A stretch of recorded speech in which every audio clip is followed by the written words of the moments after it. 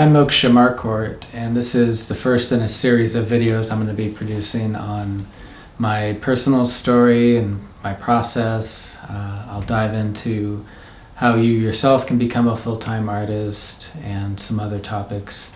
But in this video, I just want to cover my basic story and give you a little bit of who I am and how I got here. So I'm a full-time artist currently, and I guess I've always been creative. The question, how did you get into art, or where's your inspiration come from? For me, it just was it came to me naturally. I've always been creative-minded in some respect. It kind of almost doesn't matter what it is. I mean, I identify as a painter now, I suppose, but it's just kind of always been a fascination with creativity in general. Be it, art or music or whatever.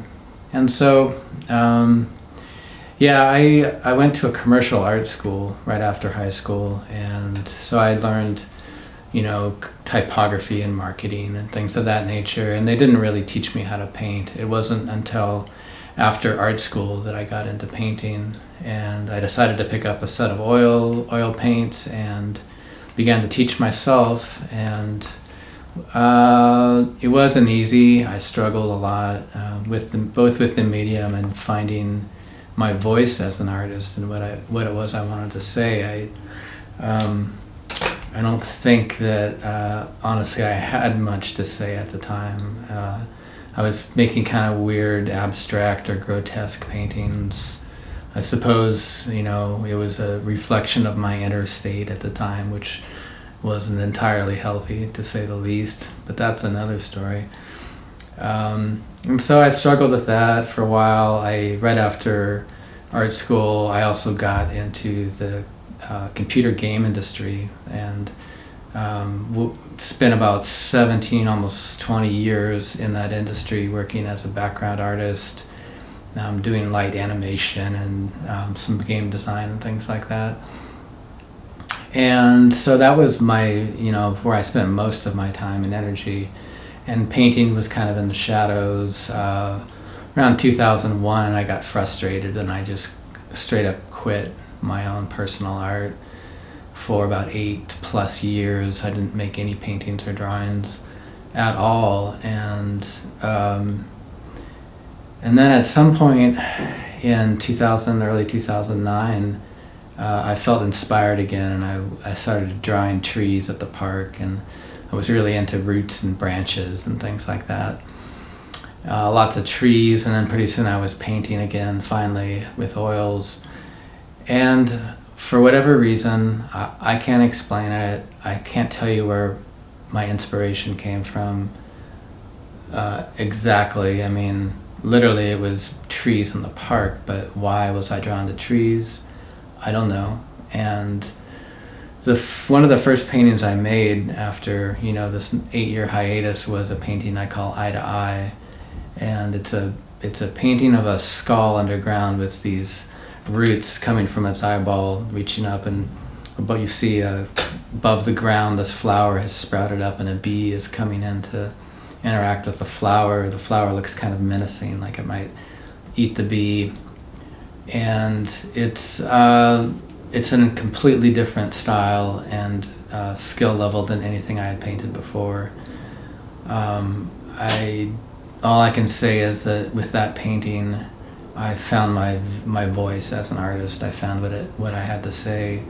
Essentially, that painting communicated the circle of life and death, which is something that I would continue to repeat over and over and over again, pretty much to this day, although it's expanded quite a lot since then. But essentially, with that, I realized that it gave me something to adhere to and to focus on when I would get frustrated at times, because I felt like even though I would struggle with the medium and how to communicate how to execute a painting, how to communicate the vision I had in my head, at least I had a vision, and that's really, at least half the battle, if not more.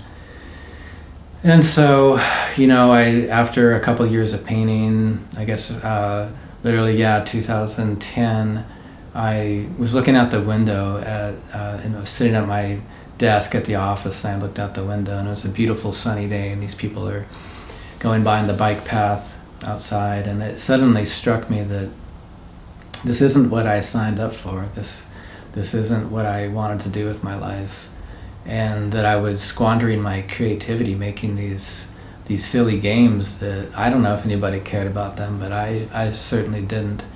And I realized, previously I thought that my creativity was it was a bottomless well, it was endless, and I realized that just wasn't the case, that my creativity was limited, and that I needed to apply it to something that was meaningful to me. I needed to express my soul, and I needed to give that my full attention, and not go to the game job and expend most of my energy and then have a little left over later to paint my own stuff. And so I decided that there was no way out. Now that the cat was out of the bag, the truth was very evident, and I wasn't going to be able to ignore it any longer. And so I really had no choice. I started saving a little money, and I stopped. I essentially devised a plan to quit the game business, and 6-8 months later, I did that. I walked out of there a free man. It was a beautiful sunny day. I was kind of punching the air as I walked out of there. Hallelujah, I did it. And I was in Seattle, and I walked all the way up Capitol Hill. It was a long walk, but I was feeling good, and I wanted to do the walk instead of taking the bus. And I'm feeling great. And by the time I get home, I'm the worry starts to set in, and a little bit of panic. And I'm like, I just quit my job, and I don't really have a backup plan at all. At the time, it wasn't like I quit because I knew I was going to be a full-time artist. I honestly didn't have the confidence at that time to believe that I could do that, and I wasn't 100% sure that I wanted to do it. I just knew that sitting there at that game job desk in the office with fluorescent lights overhead wasn't what I wanted to do with my life, and I had to get out of there. So, I had no backup plan, and so I moved out of the condo that I owned and put all my stuff in storage, and I traveled for a couple of years. I went to visit my dad in Arkansas, where I ended up staying for a year. That's a whole long story that I'll cover in another video. And I went to Korea to visit my brother. I went on a couple long road trips, and just kind of started exploring my creativity and figuring out what it was I really wanted. I was trying to figure out who the hell I was, on top of the gigantic career change. I had recently ended a 10-year relationship, and I was all upside down, and it took me about 2.5 years to figure out my new direction. It took me a while to get oriented, and finally I started painting again with focus and intention. I soon found a little art collective in Seattle that helped me. And then around 2015, I had been, this whole time, before the art collective actually, I had been working home alone. And I didn't really know what I was lacking, but I felt this kind of emptiness and a bit of frustration, and like, how do I connect my art to people? How do I can't just show up coffee shops. I need something more than that. I didn't know what it was. And then sort of by I don't know, divine intervention or something, I met this woman who invited me to come live paint at one of her art and music festivals in Washington, one called Cascadia, and I was kind of terrified. I had been the painter that would, paint home alone, and I was afraid to show anybody the ugly phase, and suddenly I'm out in front of 1,000 people with a blank canvas, and I'm kind of panicking. Well, crap, what do I do, And I couldn't paint in oils. I mean, I know people that paint live with oils, but it didn't seem like a good idea to me. And so I bought a set of acrylics, a few limited colors, and I went out there and kind of struggled through it, but mostly just had a blast dancing all night. So that's also another story I want to cover in a separate video, the live painting. But that changed my life tremendously, live painting, the two key things that it brought for me. One was that community that I was desiring, not only other artists to collaborate with and to be inspired by, but an audience, a place to talk to people about my art and to share my work and to share my process and to inspire people with, they could see over the course of a weekend a blank canvas become a painting. And the feedback I got there was so enriching and inspiring from people. And, you know, and I was able to even make a little bit of money selling my art and merchandise and things.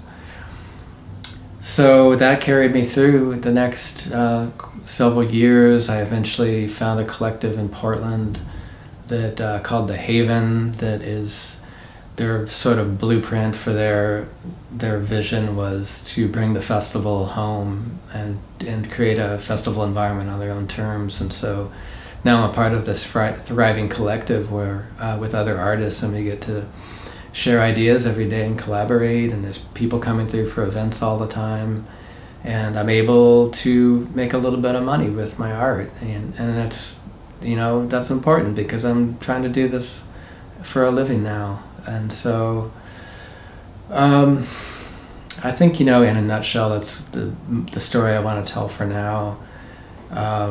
Thank you for tuning in. If you've gotten this far, thank you for listening, and don't forget to like this video, subscribe to my channel. That kind of support really helps. And stay tuned for more videos to come. I have a lot to share, so I'll see you in the next video.